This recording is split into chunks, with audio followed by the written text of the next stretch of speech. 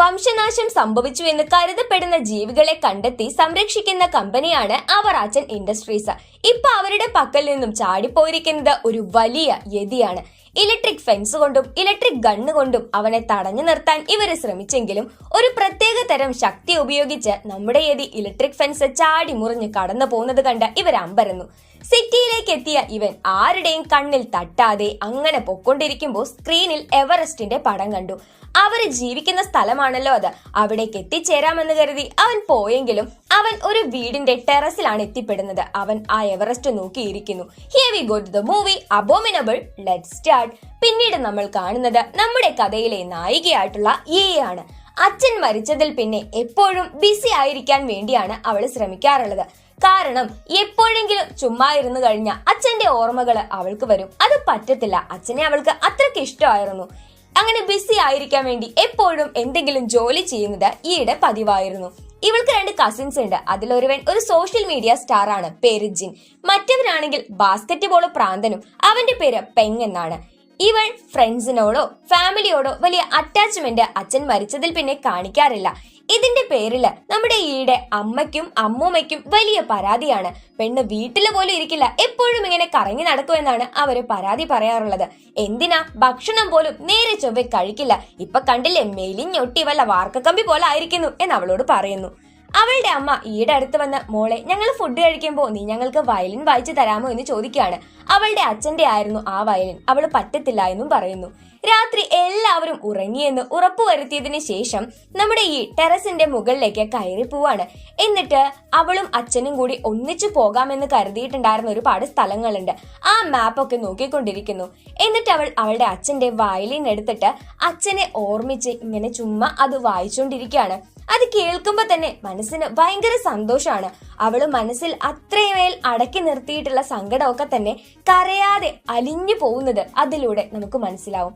അപ്പോഴാണ് മുകളിലൂടെ ഒരുപാട് എയർക്രാഫ്റ്റ് ഒക്കെ കടന്നു പോകുന്നുണ്ട്. നോക്കുമ്പോൾ അവളുടെ ടെറസിന് മുകളിൽ വലിയൊരു കൈ. അവള് നോക്കുമ്പോഴാണ് അതെന്തോ ജീവിയാണെന്നുള്ള കാര്യം മനസ്സിലായത്. നോക്കുമ്പോൾ ആ ജീവി വിരണ്ട അവളുടെ അടുത്തേക്ക് വന്നതും ആ എയർക്രാഫ്റ്റ് കണ്ടപ്പോൾ പേടിച്ചതൊരു മൂലയ്ക്ക് പോയിരിക്കുകയാണ്. അതിനിതൊക്കെ കണ്ട് പേടിയാണെന്ന് മനസ്സിലായ അതിനെ ഒളിപ്പിച്ച് നിർത്താനായിട്ട് സഹായിക്കുന്നുണ്ട്.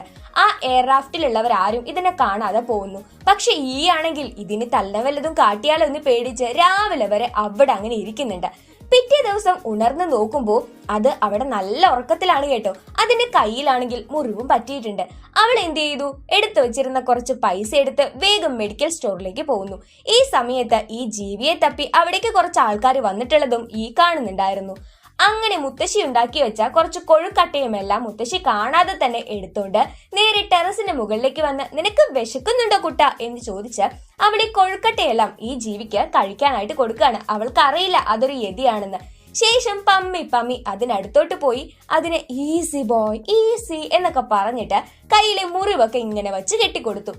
ആ സമയത്ത് അവര് ഇങ്ങനെ നന്നായിട്ട് അടുക്കുന്ന ഒരു പ്രകൃതമായിരുന്നു കേട്ടോ. വേദന കുറഞ്ഞപ്പോ അത് പതിയെ ഉറങ്ങാനായിട്ട് ആരംഭിച്ചു.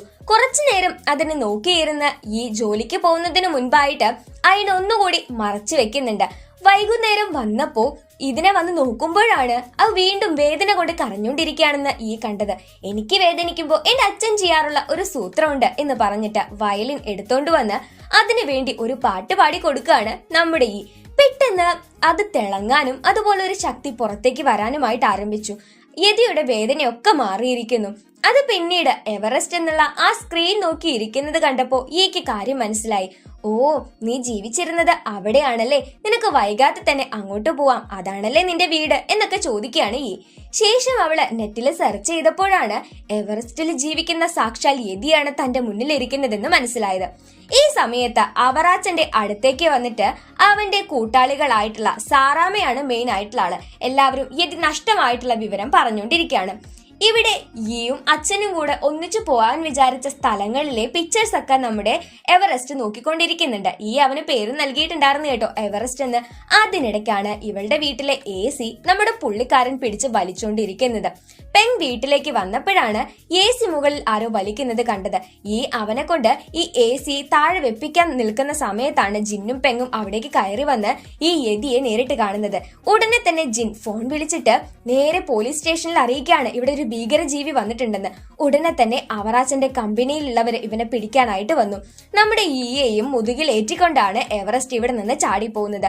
പെങ്ങും ജിന്നും ഈയെ രക്ഷിക്കാൻ വേണ്ടി പിന്നാലെ തന്നെ പോകുന്നുണ്ട്. പക്ഷെ ഈക്ക് അറിയായിരുന്നു എവറസ്റ്റ് ഒരു പാവമാണെന്ന്. ഇവൾക്കും ലോകം കാണാൻ ആഗ്രഹമുണ്ട് എന്ന് മനസ്സിലാക്കിയത് കൊണ്ടാണ് അവൻ രക്ഷപ്പെടുന്ന കൂട്ടത്തില് ഈയെ കൂടെ നമ്മുടെ എവറസ്റ്റ് കൂടെ കൂട്ടിയിട്ടുണ്ടായിരുന്നത്. ഇവിടെ നിന്ന് ഒരു ചരക്ക് കപ്പല് പുറപ്പെടാൻ നിൽക്കുന്നുണ്ട്. അതിനകത്തേക്ക് ചാടണമെന്ന് ഈ നമ്മുടെ എവറസ്റ്റിനോട് പറഞ്ഞു മനസ്സിലാക്കി കൊടുക്കുന്നു. അങ്ങനെ അവിടെ ഒരു ലേസർ ഷോ നടക്കുന്ന സമയത്ത് അവറാച്ചന്റെ കമ്പനിയിലുള്ളവര്, അതായത് സാറാമയും കൂട്ടരും കാണുന്നതിന് മുൻപായിട്ട് ഇവര് ആ ഒരു ഗുഡ്സ് ഷിപ്പിലേക്ക് ചാടിക്കയറാണ്. പക്ഷെ അവൻ ഒറ്റയ്ക്ക് പോവാൻ പറ്റില്ല എന്ന് മനസ്സിലായപ്പോ ഈയും ആ ഒരു കപ്പലിലേക്ക് ചാടി. അവൾ ഒറ്റയ്ക്ക് വിടാൻ പറ്റത്തില്ലല്ലോ. അതുകൊണ്ട് പെങ്ങും ജിന്നും കൂടി അവളുടെ പിന്നാലെ നമ്മുടെ എവറസ്റ്റിനെ നേരെ മറ്റൊരു സ്ഥലത്തേക്ക് ആക്കി കൊടുക്കാനും ഇവിടെ നിന്ന് രക്ഷപ്പെടുത്താനുമായിട്ട് കൂടെ ചെല്ലുകയാണ്. ജിന്നിന് ഒട്ടും തന്നെ താല്പര്യം ഉണ്ടായിരുന്നില്ല. നീ എന്റെ ലൈഫ് തന്നെ കളഞ്ഞു എന്നൊക്കെ പറഞ്ഞ് മുറുമുറുത്താണ് അവൻ ഇരിക്കുന്നത്. ഇന്നേരത്ത് ഇക്കഥകളൊക്കെ കേട്ട നമ്മുടെ അവറാച്ചനാവട്ടെ, നിങ്ങൾക്ക് ഞാൻ ഇത്രയും പൈസയൊക്കെ തന്ന് ഇത്രയും വലിയ കാര്യങ്ങളൊക്കെ ചെയ്തത് യതി എനിക്ക് വേണമെന്ന് വെച്ചിട്ടാ. എനിക്കിവിടെ ഒരു എക്സിബിഷൻ ഉണ്ടല്ലോ, അത് നടത്തുന്ന സമയത്ത് യതി എന്റെ അടുത്ത് കാണണം എന്ന് സാറാമയോട് ചട്ടം കെട്ടുവാണ് നമ്മുടെ അവറാച്ചൻ. ഇപ്പോ ആ ഷിപ്പ് പോയിരിക്കുന്നിടത്ത് കുട്ടികളും ഒരു വലിയ ജീവിയും പോകുന്നത് ആൾക്കാർ കണ്ടിട്ടുണ്ട്. സോ ആ ഷിപ്പ് പോയി നിൽക്കുന്ന പോർട്ട് ഏതാണോ ആ തുറമുഖത്ത് പോയിട്ട് നമുക്ക് അന്വേഷിക്കാം, അവരവിടെ കാണും, നമ്മൾ അവരെ കണ്ടെത്തും എന്ന് സാറാമ അവറച്ചനോട് പറയാണ്. പക്ഷെ അതിന്റെ ലൈഫിന് ഒരു ആപത്തും വരുത്തുന്ന രീതിയിൽ ഒരു കാര്യവും നിങ്ങൾ ചെയ്യരുതെന്നും സാറാമ പറയുന്നു. ഇപ്പൊ നമ്മുടെ ജിൻ അവന്റെ അമ്മയെയും ഈയുടെ അമ്മയെയും എല്ലാവരെയും വിളിച്ച് അവരിങ്ങനെ ചുമ്മാ ഒരു ട്രിപ്പ് പോയിരിക്കുക എന്ന് നുണയൊക്കെ പറയുന്നുണ്ട്. ഈ സമയത്ത് നമ്മുടെ പെങ്ങും എവറസ്റ്റും ആവട്ടെ നല്ല കൂട്ടായിട്ടുണ്ടായിരുന്നു. എവറസ്റ്റ് കൊടുമുടി വരെ ഇതിനെ എത്തിക്കണമെന്നാണ് ഈയുടെ ഉദ്ദേശം എന്ന് മനസ്സിലാക്കിയ ജിൻ, അതൊന്നും നടപടിയാവുന്ന കേസല്ല കേട്ടോ, നമ്മളിപ്പോ എവിടെ എത്തുന്നോ അവിടെ ഇതിനെ വിട്ടിട്ട് നമ്മൾ തിരിച്ചു വരുമെന്ന് ജിൻ പറയുന്നു. ഈ ആണെങ്കിൽ സമ്മതിക്കുന്നില്ല. അങ്ങനെ ഒരു കോള കമ്പനിയുടെ പെട്ടിക്കകത്ത് ഈയും പെങ്ങും ജിന്നും എവറസ്റ്റിനെയും കൂട്ടി ഒളിച്ചിരിക്കുകയാണ്. പോകുന്ന വഴി നീളെ അവർ ആ കോളയും കുടിച്ചോണ്ടിരിക്കുകയാണ്. അധികം വൈകാതെ പെങ്ങിനും എവറസ്റ്റിനും ഒരുപോലെ ടോയ്ലറ്റ് പോകാൻ തോന്നുന്നുണ്ട്. നമ്മുടെ എവറസ്റ്റ് നനങ്ങിയതും ആ പെട്ടി അടക്കം വണ്ടിയിൽ നിന്ന് താഴേക്ക് പതുക്കോ എന്ന് പറഞ്ഞ് വീഴുകയാണ്. ഈക്കും ജിന്നിനും വിശക്കുന്നല്ലോ എന്ന് പറഞ്ഞ സമയത്ത് എവറസ്റ്റ് ഒന്ന് മൂളുന്നുണ്ട് എന്ന് പറഞ്ഞുകൊണ്ട്. പെട്ടെന്ന് അതിന്റെ ശരീരം മുഴുവൻ ഒരു പ്രകാശം വരികയാണ്. ചുറ്റിലും എന്തോ ഒരു മാജിക് നടക്കുന്നത് പോലെ അവിടെ ഉണ്ടായിരുന്ന ചെടികളിൽ ഞാവൽപ്പഴങ്ങൾ ഉണ്ടാവാനായിട്ട് തുടങ്ങി. ആ ഞാവൽപ്പഴം വലുതായി വലുതായി വലുതായി അങ്ങ് വീർത്ത് വരികയാണ്. സംഗതി പ്രശ്നമാണെന്ന് മനസ്സിലായ ഇവരെല്ലാവരും ജീവനും കൊണ്ട് ഒരു ഒറ്റയോട്ടമായിരുന്നു.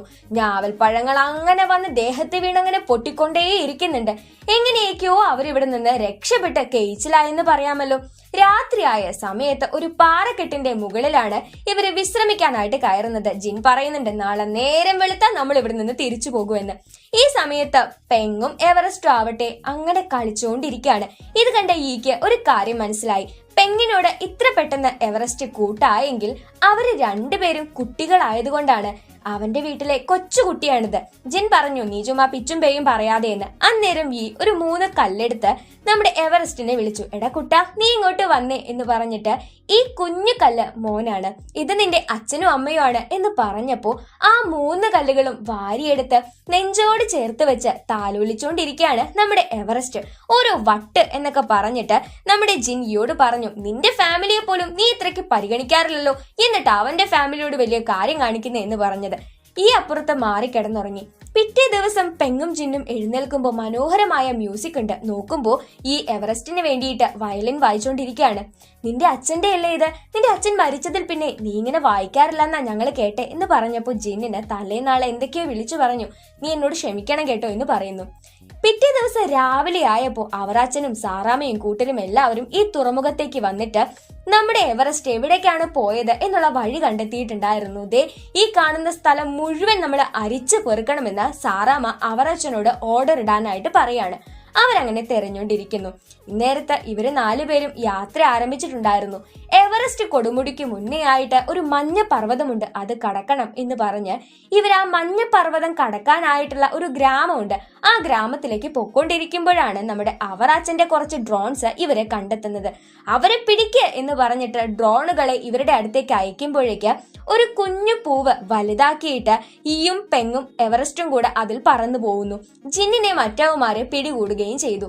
പോകുന്ന വഴിക്ക് ആ ഡ്രോണുകളെ മുഴുവനായിട്ട് നമ്മുടെ എവറസ്റ്റ് അവന്റെ ശക്തി കൊണ്ട് തകർത്ത് കളയുന്നുണ്ടായിരുന്നു.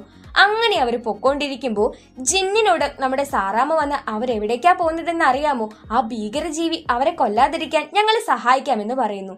അവർ പോകുന്ന സ്ഥലം ജീവനിൽ കൊതിയുള്ളതുകൊണ്ട് ജിൻ ആ ഗ്രാമത്തിന്റെ പേര് ഇവർക്കായിട്ട് പറഞ്ഞു കൊടുക്കുകയാണ്. ഈ പോക്ക് പോയി ഇവരൊരു മരുഭൂമി പോലുള്ള സ്ഥലത്തേക്കാണ് എത്തുന്നത്. അവിടെ എത്തിയപ്പോൾ പെങ് നമ്മുടെ ഈയോടൊരു കാര്യം പറഞ്ഞു.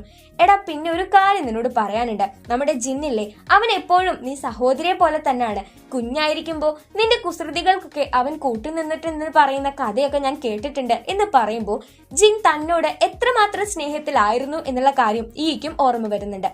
വൈകുന്നേരത്തില് അവറാച്ചൻ ജിന്നിനോട് ഒരു കാര്യം പറഞ്ഞു കൊടുത്തു. ഇയാൾ ഒരു സഞ്ചാരിയായിരുന്നു, പുള്ളി യതിയെ നേരിട്ട് കണ്ടിട്ടുണ്ട് എന്ന തെളിവില്ലാത്തതിന്റെ പേരിൽ ഇക്കാര്യം പറഞ്ഞിട്ട് ലോകം ഇയാളെ കളിയാക്കി. അതുകൊണ്ടാണ് അതിനെ കണ്ടുപിടിക്കാൻ അവറാച്ചന് ഇത്ര ഇൻട്രസ്റ്റ്. ഈ തന്റെ ലൈഫിനെ പറ്റി പെങ്ങിനോടും എവറസ്റ്റിനോടും പറഞ്ഞു കൊടുത്തോണ്ടിരിക്കുകയാണ്. ലക്ഷ്യം എത്രത്തോളം കഠിനമാണോ അതിനനുസരിച്ച് അതിലേക്ക് എത്താനായിട്ടുള്ള എന്റെ ആഗ്രഹം കൂടിക്കൊണ്ടിരിക്കും. ഞാനൊരു കോയി മത്സ്യത്തെ പോലാണ്, ഒഴുക്കിനെതിരായി നീന്താനാണ് എനിക്ക് എപ്പോഴും ഇഷ്ടം എന്നൊക്കെ ഈ പറയുന്നു. ഈ സമയത്ത് നമ്മുടെ ജിൻ ഉറക്കം വരാതെ ചുമ്മാ ഒന്ന് പുറത്തേക്ക് ഇറങ്ങി നടക്കുമ്പോഴാണ് സാറാമ്മയുടെ യഥാർത്ഥ സ്വഭാവം മനസ്സിലാക്കുന്നത്. അവറാച്ചനെ കരുവാക്കിക്കൊണ്ട് സാറാമ്മയ്ക്ക് യതിയെ കണ്ടുപിടിച്ച് മറച്ചു വിൽക്കണം. അവൾ ശരിക്കും മൃഗങ്ങളെ സ്നേഹിക്കുന്ന സുവോളജിസ്റ്റ് ഒന്നുമല്ല. അവൾക്ക് ഒരു മൃഗങ്ങളെ ഇഷ്ടമല്ല. വെറും പൈസയുടെ കാര്യം പറഞ്ഞു മാത്രമാണ് അവൾ ഓരോ മൃഗങ്ങളെ സ്നേഹിക്കുന്നത്. അവറാച്ചൻ എത്രയോ നല്ലതാണെന്ന് ജിന്നിന് മനസ്സിലായി. നമ്മുടെ എവറസ്റ്റിനെ രക്ഷപ്പെടുത്താനായിട്ട് എത്രയും പെട്ടെന്ന് ഈയോടും പെങ്ങിനോടും ഈ കാര്യം പറയാനായിട്ട് ജിൻ ഇവിടെ നിന്ന് തടി തപ്പി പോകുവാണ്. അങ്ങനെ പോകുന്ന വഴിക്ക് അവൻ അവന്റെ ഫോൺ വരെ വിറ്റ് ഒരു ബോട്ട് കൈക്കലാക്കുന്നുണ്ട്. എങ്ങനെയെങ്കിലും ഇവരെ ഒന്ന് രക്ഷപ്പെടുത്തിയാൽ മതിയെന്ന് കാണാനായിട്ട്. ഈ മഞ്ഞ പർവ്വതത്തിന് മുൻപേ ആയിട്ടുള്ള ആ ഗ്രാമത്തിലേക്ക് എത്താൻ വേണ്ടി ഇവരൊരു ട്രെയിനിലാണ് ഇപ്പോൾ യാത്ര ചെയ്തുകൊണ്ടിരിക്കുന്നത്. അങ്ങനെ പോകുന്ന വഴിക്കും ഇവൻ എങ്ങനെയാണാവോ ഇത്രയ്ക്കധികം ശക്തിയൊക്കെ എന്ന് ഈയും പെങ്ങും എവറസ്റ്റിനെ ഓർത്ത് അങ്ങനെ ആലോചിക്കുന്നൊക്കെ ഉണ്ടായിരുന്നു. അങ്ങനെ ആ ഗ്രാമത്തിലെത്തി. അവിടെ ഒരുപാട് യോക്കുകൾ ഉണ്ടായിരുന്നു. അപ്പൊ അതുപോലെ ഒരു യോക്കായിട്ട് നമ്മുടെ എവറസ്റ്റിനെ വേഷം കെട്ടിച്ചാണ് ഇവര് പൊക്കോണ്ടിരിക്കുന്നത്. എന്നാൽ അപ്പോഴേക്ക് നമ്മുടെ സാറാമ്മയും കൂട്ടരും ഇവിടേക്ക് വന്ന് നമ്മുടെ എവറസ്റ്റിനെ കണ്ടെത്തിയിട്ടുണ്ടായിരുന്നു. അവരെ രക്ഷപ്പെടുത്താനായിട്ട് കറക്റ്റ് സമയത്ത് ബോട്ടുമായിട്ട് നമ്മുടെ ജിൻ വന്നു. എല്ലാവരും ആ ബോട്ടിലേക്ക് കയറി. എന്നാൽ സാറാമ്മയുടെ വണ്ടി ഒരു ബോട്ടാക്കി മാറ്റി ഇവരുടെ പിന്നാലെ തന്നെ അവര് വച്ചുവിടുകയാണ്. അന്നേരം നമ്മുടെ എവറസ്റ്റ് അവന്റെ ശക്തി ഉപയോഗിച്ച് ഈ മഞ്ഞ പർവ്വതം ഒരു കടല് പോലെ മാറ്റിയിട്ട് അതിലൂടെ അങ്ങനെ പോകുന്നു. അങ്ങനെ സാറാമ്മയ്ക്കും കൂട്ടർക്കും വീണ്ടും ഇവരെ നഷ്ടമായിട്ട് പോവുകയാണ്. അങ്ങനെ ഇവർ മുന്നോട്ട് പോയി ആ മഞ്ഞപ്പർവ്വതം കഴിഞ്ഞ് ഒരു കാട് പോലുള്ള സ്ഥലമുണ്ട്, അതുവരെ അങ്ങനെ പോകുന്നുണ്ട്. ഈ പോകുന്ന വഴിക്കുള്ള പൂക്കൾ മുഴുവൻ എവറസ്റ്റിന്റെ വായ്ക്കകത്തായിട്ടുണ്ടായിരുന്നു. അത് മുഴുവൻ ജിന്നിന്റെ മേലേക്ക് അവൻ ഛർദ്ദിച്ചും കൊടുക്കുന്നുണ്ട്. എന്നാലും സാരമില്ല, ഇനി ഇവിടെ നിന്ന് എവറസ്റ്റിലേക്കുള്ള വഴി കുറച്ചേ ഉള്ളൂ. നോക്കുമ്പോൾ ഈയുടെ വയലിൻ പൊട്ടിയിരിക്കുന്നു. അവൾ സങ്കടപ്പെട്ട് അപ്പുറത്തേക്ക് മാറിയിരിക്കുകയാണ്. ജിൻ അവളെ വന്ന് സമാധാനപ്പെടുത്തി. എനിക്ക് എന്റെ അച്ഛൻ എന്ന് പറയാനായിട്ട്, അച്ഛന്റെ ഓർമ്മയായിട്ട് എന്റെ കൂടെ ഉണ്ടായിരുന്നത് ആ വയലിനാണ്. അത് പൊട്ടിയപ്പോ എനിക്ക് മനസ്സിലാക്കാൻ പറ്റുന്നില്ല എന്റെ അവസ്ഥ എന്താണെന്ന്. ഏയ്, നീ അങ്ങനെയൊന്നും ചിന്തിക്കാതെ, അതൊക്കെ ശരിയാവുമെന്ന് ജിൻ പറഞ്ഞുകൊണ്ടിരിക്കുന്നു. ഇന്നേരത്ത് സാറാമ്മ അവർ അച്ഛനോട് പറഞ്ഞു, നമുക്കിനി അവരെ തടയാൻ ഒരേ ഒരു മാർഗമേ ഉള്ളൂ. എവറസ്റ്റിലേക്ക് അവർ കടക്കുന്നതിന് മുൻപായി ഒരു പാലമുണ്ട്, അവിടെ വെച്ച് അവരെ ബ്ലോക്ക് ചെയ്യണം. അതിനപ്പുറത്തേക്ക് എത്തിക്കഴിഞ്ഞാൽ ഉറപ്പായിട്ടും യതിയെ നമുക്ക് മിസ്സാകും എന്ന് പറയാണ് സാറാമ്മ. ഇന്നേരത്ത് നമ്മുടെ പെങ് ഓടി വന്ന് ഈയെയും ജിന്നിനെയും വിളിച്ചോണ്ട് വന്നപ്പോ ആ പൊട്ടിപ്പോയിട്ടുണ്ടായിരുന്ന വയലിൻ സ്ട്രിങ് തന്റെ രോമങ്ങൾ കൊണ്ട് ബന്ധിപ്പിച്ചിട്ടുണ്ടായിരുന്നു നമ്മുടെ എവറസ്റ്റ്. അന്നേരമാണ് ഈയുടെ അച്ഛൻ ഇവളെയും കൂട്ടിക്കൊണ്ട് വരാൻ വന്ന സ്ഥലത്തുകൂടിയാണ് ഇവർ ഇത്രയും നാള് യാത്ര ചെയ്തതെന്നും ഇനി അവസാനമായിട്ട് ഒരു ബുദ്ധ സ്റ്റാച്ചു ഇരിക്കുന്ന സ്ഥലമുണ്ട്, അവരിപ്പോ അവിടെ എത്തിയെന്നും മനസ്സിലാക്കുന്നത്. തന്റെ അച്ഛൻ തന്നെ ഒരുപാട് കാണിക്കാൻ ആഗ്രഹിച്ച ഈ കാര്യങ്ങളൊക്കെ നീയാണ് എന്നെ കാണിച്ചത് എന്ന് പറഞ്ഞ് ഈ നമ്മുടെ എവറസ്റ്റിനെ കെട്ടിപ്പിടിക്കുന്നുണ്ട്.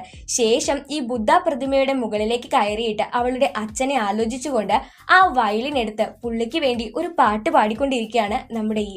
അന്നേരത്ത് ആ വയലിന്റെ സ്ട്രിങ് എന്ന് പറയുന്നത് നമ്മുടെ എവറസ്റ്റിന്റെ മുടിയായിരുന്നത് കൊണ്ടായിരിക്കാം ഒരു മാജിക് അവിടെ മുഴുവൻ പരക്കുകയാണ്. അതിലൂടെ ആ ബുദ്ധ പ്രതിമയിൽ നിറയായിട്ട് വെളുത്ത നിറത്തിലെ മാന്ത്രിക പൂക്കള് വിരിയാനായിട്ട് ആരംഭിച്ചു. പാട്ടെല്ലാം കഴിഞ്ഞ് അവള് കണ്ണു തുറന്നു നോക്കുമ്പോൾ മനോഹരമായിരുന്നു ഇവിടുത്തെ ദൃശ്യം എന്ന് പറയുന്നത്. ഇവിടുത്തെ യാത്രയും അവസാനിപ്പിച്ച് എത്രയും പെട്ടെന്ന് എവറസ്റ്റിനെ വീട്ടിലെത്തിക്കാനായിട്ട് നമ്മുടെ കുട്ടിപ്പട്ടാളം യാത്രയാകുവാണ്. പിന്നീടുള്ള അവരുടെ യാത്ര മനോഹരമായിരുന്നു. അവരുടെ ജീവിതത്തിനെ പറ്റിയിട്ടുള്ള കാഴ്ചപ്പാട് തന്നെ മാറ്റിമറിക്കുന്ന യാത്രയായിരുന്നു അത്. എപ്പോഴും കുടുംബത്തോട് ഒന്നിച്ചിരിക്കാനും എല്ലാവരും ഒത്ത് നല്ല സന്തോഷമായിട്ടിരിക്കാനും എല്ലാം അവരെ മനസ്സിലാക്കാനായിട്ട് പഠിച്ചു. ഒരുമ എന്താണെന്ന് തിരിച്ചറിയുകയും ചെയ്തു. അങ്ങനെ യാത്രയ്ക്ക് അവസാനം എവറസ്റ്റിലെ ആ പാലം ഇവര് കാണുവാണ്. ആ പാലത്തിനപ്പുറത്ത് നിന്റെ കുടുംബമുണ്ടെന്ന് പറഞ്ഞ് എവറസ്റ്റിനെയും കൂട്ടി അവരങ്ങോട്ട് ചെല്ലുമ്പോഴാണ് സാറാമ്മയും അവറച്ചനും അവരുടെ പട്ടാളക്കാരുമായിട്ട് ഇവരെ വളഞ്ഞിരിക്കുന്നത്. നമ്മുടെ എവറസ്റ്റിന്റെ കുട്ടികളെ സംരക്ഷിക്കേണ്ടതുണ്ടായതുകൊണ്ട് അത് മുകളിലേക്ക് പോയി അതിന്റെ ശക്തി ഉപയോഗിച്ച് കൊടുങ്കാറ്റും ഇടിമിന്നലും എല്ലാം വരുത്തിപ്പിച്ച് സാറാമ്മയെയും അവറാച്ചന്റെയും കൂട്ടരെ ഇവിടെ നിന്ന് മാറ്റി. അന്നേരത്ത് അവറാച്ചൻ ഒരു കാഴ്ച കണ്ടു. എപ്പോഴും അന്ന് കണ്ട യതിയും ചെയ്തത് ഇതേ കാര്യമായിരുന്നു. അതതിന്റെ കുട്ടികളെ അല്ലെങ്കിൽ വേണ്ടപ്പെട്ടവരെ സംരക്ഷിക്കുവാണ്. അത് സംരക്ഷിക്കപ്പെടേണ്ടതാണ്. നമുക്കതിനെ ഇവിടെ വിട്ടിട്ട് പോകാമെന്ന് അവറാച്ചൻ പറഞ്ഞപ്പോൾ സാറാമ്മയുടെ യഥാർത്ഥ സ്വഭാവം പുറത്തു വന്നു. അവറാച്ചനെയും നമ്മുടെ യതിയെയും മയക്കുവെടി വെച്ച് അവള് വീഴ്ത്തുകയാണ്. ഇത് കണ്ട് സഹിക്കവയ്യാതെ അതിനടുത്തേക്ക് ഓടിപ്പോയപ്പോൾ നമ്മുടെ ഈ പാലത്തിൽ നിന്ന് തട്ടി താഴെ ഇടുകയാണ് സാറാമ്മ ചെയ്യുന്നത്. ശേഷം പെങ്ങിനെയും ജിന്നിനെയും അടക്കം വണ്ടിയിലേക്ക് കയറ്റിയിട്ട് നമ്മുടെ എവറസ്റ്റിനെ കൂട്ടിക്കൊണ്ട് ഇവിടെ നിന്ന് പോകുന്നു. എന്നാൽ താഴേക്ക് വീണു പോയിട്ടുണ്ടായിരുന്നില്ല. അവള് ഒരു കയറിൽ തൂങ്ങി പിടിച്ചു കിടക്കുകയായിരുന്നു.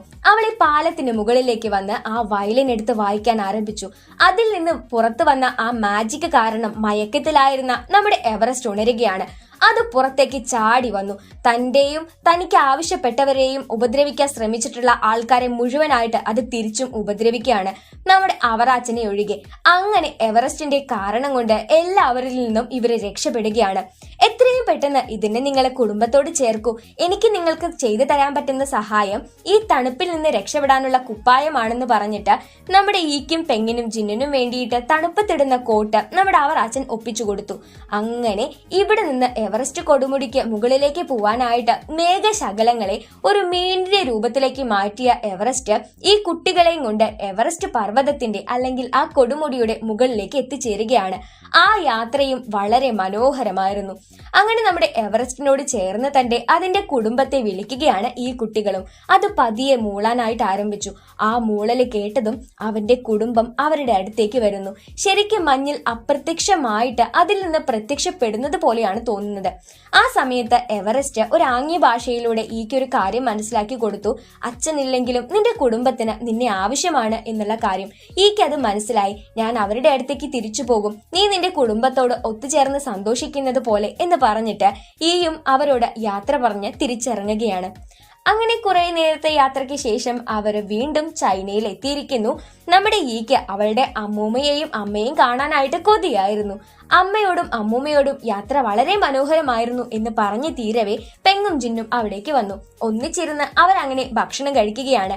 ഈക്ക് ഇനി ഒരിക്കലും ഒറ്റയ്ക്കിരിക്കാൻ തോന്നുകയില്ല. എപ്പോഴും ആരുടെയെങ്കിലും ഒപ്പം ഇരിക്കാനോ അല്ലെങ്കിൽ കുടുംബത്തോടുള്ള ആ ഒരു സ്നേഹം മനസ്സിലാക്കി അവരോടൊപ്പം ആയിരിക്കാൻ വേണ്ടിയോ ഈ ശ്രമിച്ചുകൊണ്ടേയിരുന്നു. ഇത്തരത്തിലെ ഒരു സീൻ കൊണ്ടാണ് 2019 പുറത്തിറങ്ങിയ അബോമിനബിൾ എന്നു പേരുള്ള ഈ മനോഹരമായ നല്ല വിഷ്വൽ മാജിക് ആയിട്ടുള്ള ചിത്രം അവസാനിക്കുന്നത്. ഈ ഒരു സിനിമയിൽ നിന്ന് നമുക്ക് മനസ്സിലാവുന്ന കാര്യം ഈയുടെ ആ ഒരു സ്പെഷ്യൽ ക്യാരക്ടറാണ്. എപ്പോഴും ഒഴുക്കിനെതിരെ നീന്തണം എന്ന് അവൾ പറയുന്നത് എന്തുദ്ദേശിച്ചിട്ടാണെന്ന് മനസ്സിലായോ? നമുക്ക് എല്ലാവർക്കും പല പല ലക്ഷ്യങ്ങൾ ഉണ്ടായിരിക്കും. ചിലപ്പോൾ വലുതായിരിക്കാം, ചിലപ്പോൾ ചെറുതായിരിക്കാം. അപ്പോൾ ഈ ലക്ഷ്യങ്ങളെല്ലാം തന്നെ വലുതാണ്. നമുക്കത് നേടിയെടുക്കാൻ സാധിക്കില്ല എന്ന് വരുമ്പോൾ അല്ലെങ്കിൽ അങ്ങനെ ഒരു തോന്നല് നമ്മുടെ ഉള്ളിൽ ഉണ്ടാവുമ്പോൾ നമ്മൾ ആലോചിക്കേണ്ട ഒരു ജീവിയുണ്ട്. അതാണ് കോയി ഫിഷ്. നിങ്ങൾ കണ്ടിട്ടുണ്ടായിരിക്കും അല്ലെ?